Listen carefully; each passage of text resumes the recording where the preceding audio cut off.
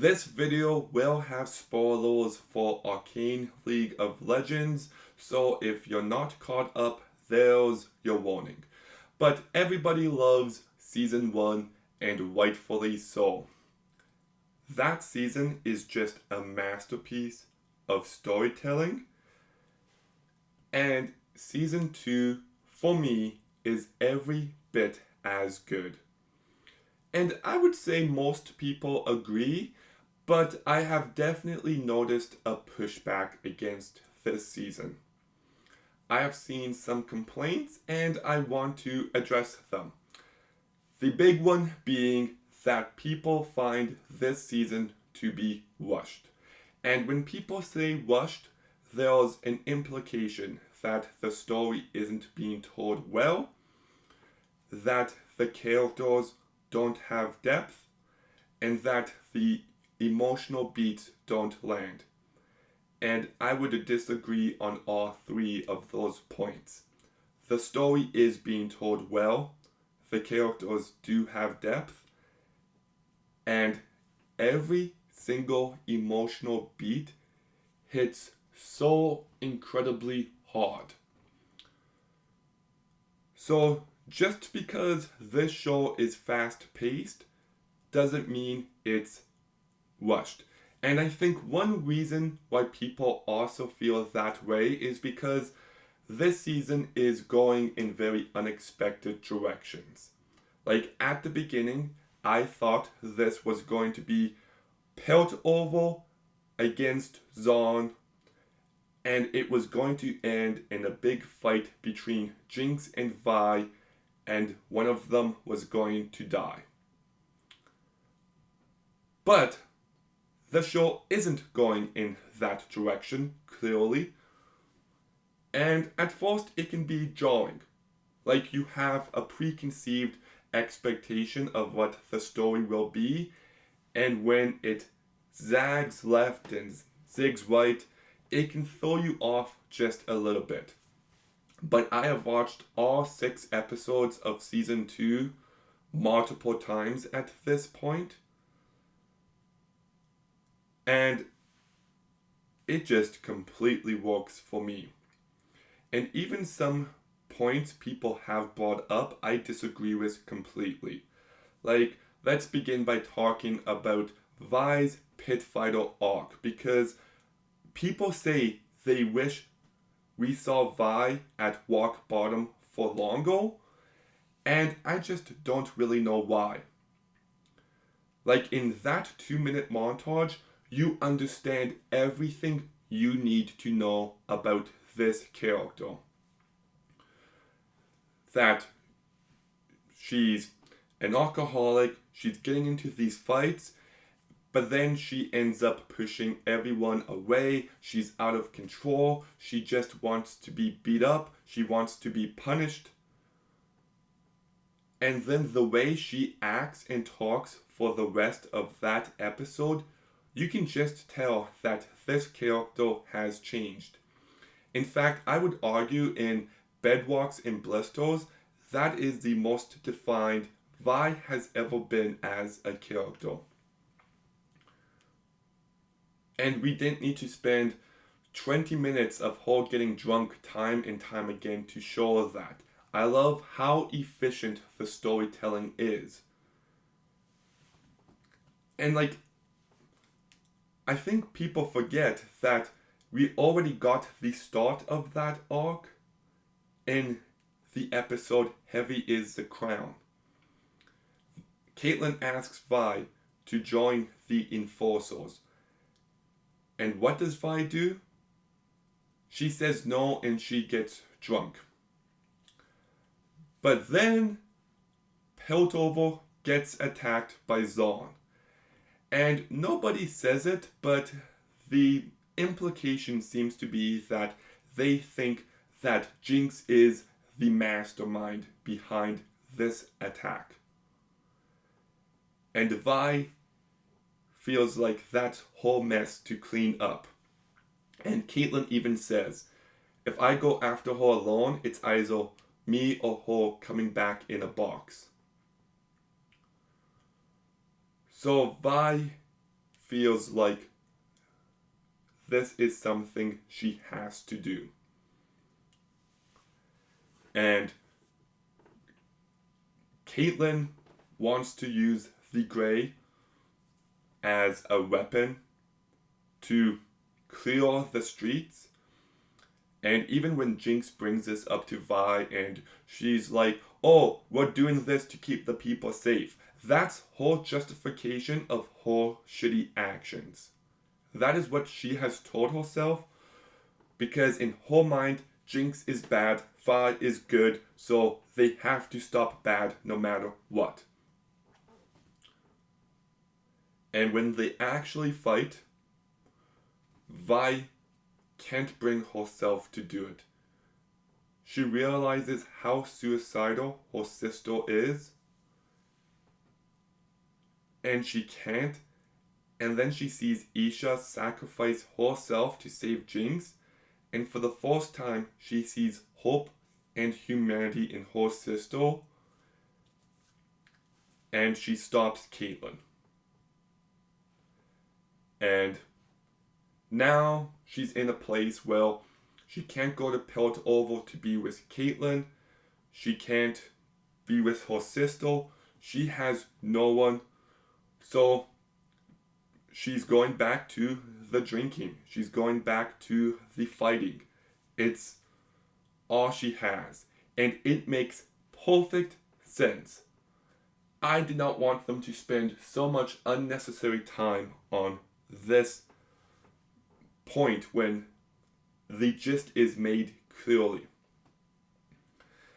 And then we get to Caitlyn's character, who is a good person. She's understanding. She wants to help Zahn until her mom gets killed by Jinx.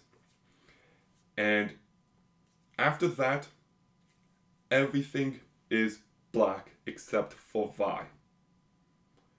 Vi is the one moral compass that she has.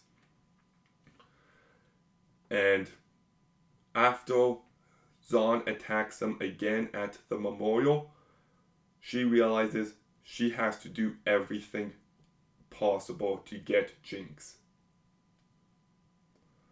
And she loses herself in her grief. She loses herself in her hatred. And Mbessa takes advantage of this and makes her become commando. And months pass. I believe it's 6 months, according to Amanda Overton, one of the writers of the show. And the feelings have faded a bit. It feels repetitive. They're not making any progress. She's got concerns about Mbessa's methods. She's not fully on board. And then, in episode 5, we find out that Singed was actually someone from Piltover who lost his daughter and used that as justifications to unleash terrible things upon Zahn. And in that moment, I think Caitlyn sees herself in Singed and doesn't want to be like him. She doesn't want to be that monster. So she's still with Mbessa, but mentally she's somewhere else until she reunites with Vi, her moral compass. And she tells her, hey, by the way, this mission, this beast you're after is actually my dad. So Caitlyn is in a position where she has to choose 100% Vi or 100% Mbessa. And she chooses love. I think it's very fitting for the character. You know, I also love the scene where Vi gets injured and Caitlyn goes to help her and Jinx runs by her and she doesn't kill. Like, feelings fade with time, and I'm sure there's still going to be conflict next act, but I believed it, and they don't feel the need to spoon feed this info to the audience. This is the best form of storytelling. Everything is there, but it's subtle, and you have to read between the lines. I've seen people complain about the fact that um, Lest tells Silo about Victor, and then the next time we see him, he's healed. Do we really need to see Silo go to Victor, get healed, and then Victor send him to the Hex Core? Do we really need that? No, we don't. The implication is there. Like, I just think that some of the complaints are really stupid. And I think Jinx's character arc is handled so perfectly. You know, she's someone who fired that rocket as an act of pain, and now she just kind of wants to die. She's legitimately walking between the gang wars. She's not taking a side. She's just there. And then she sees her sister as an enforcer using the gray, and she's heartbroken. So she sets up this big trap to kill her and her sister. She wasn't planning to live, but things didn't go as planned, and Isha saves her, and Isha becomes her purpose. And she brings out the best in her. And by the end of episode 6, we can see that she doesn't try to blow herself up after getting beaten. She actually has a will to live again, and I think it's really beautiful to see. You know, she did save the Zonites, and she kind of rubs it in Vi's face because I think she wants to be accepted by her.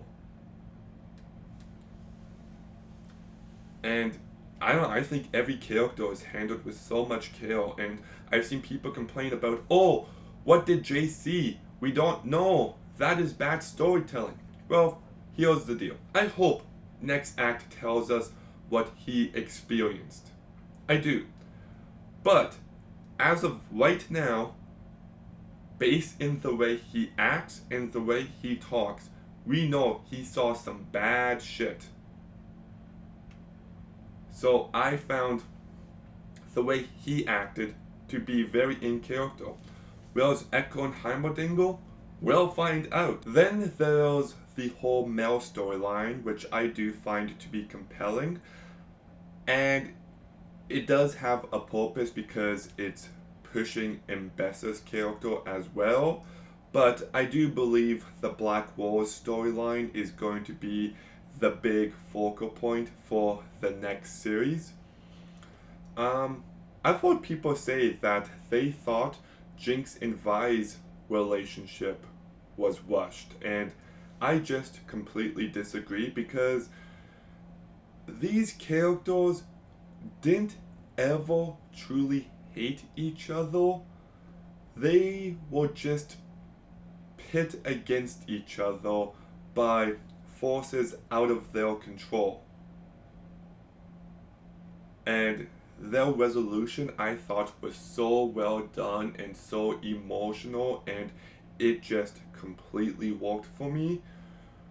So, yes, like, I don't find the pacing to be an issue. In fact, I would say Arcane Season 1 had the same kind of pacing and the same kind of storytelling. Like, throughout that first season, I didn't know what to think of Silco's and Jinx's relationship, but by the end, it became clear that Silco did love Jinx, and whenever I rewatch it, that is so apparent. There's the big fight between Jinx and Echo, and they never spent time setting up these characters and their dynamic.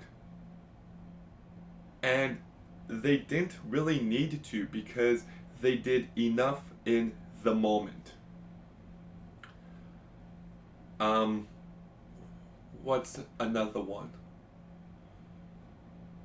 Like, they purposely leave stuff out of Vandal's and Silco's relationship, but you get the gist. So it's just the kind of storytelling that this show does, and it's my favorite part. It really is. Like, there are so many TV shows that I stop watching because I just find them to be so unnecessarily long. And this show has a better story, better characters, and it's told much more efficiently and effectively. So that's why Arcane is just my absolute favorite. The other big complaint I've seen is the amount of music videos. And it's all subjective, but I just completely disagree. That is one reason why this show stands out. It does tie into the efficient storytelling, but these music videos look incredible. The music is fantastic, and they do have a purpose.